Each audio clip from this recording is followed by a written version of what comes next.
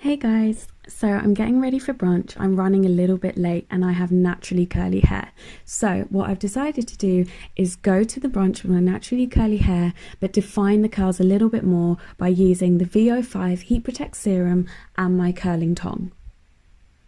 So I start by squeezing 2 pumps into my hands and then I run this through all over my semi-dried hair.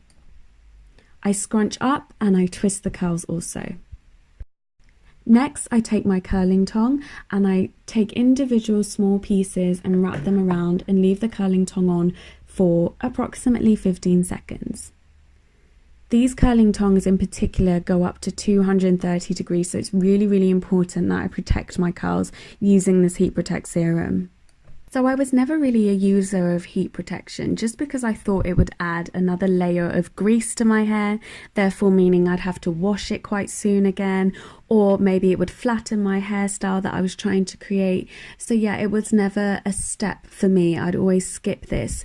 But then I learned that hair is actually made from protein and lipids, which need to be protected in order to keep my hair shiny, nourished, and non-damaged.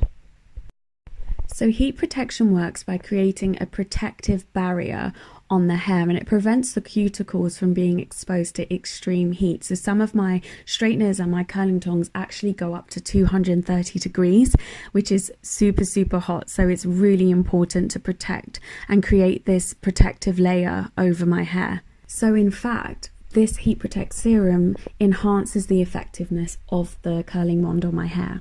This form of Heat Protect in particular is very light. It doesn't weigh down my curls and it smooths out my hair at the same time.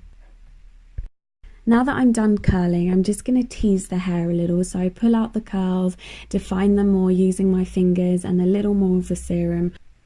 And that's it. I'm ready to go. I've got protected, frizz-free, defined curls using the VO5 Heat Protect Serum.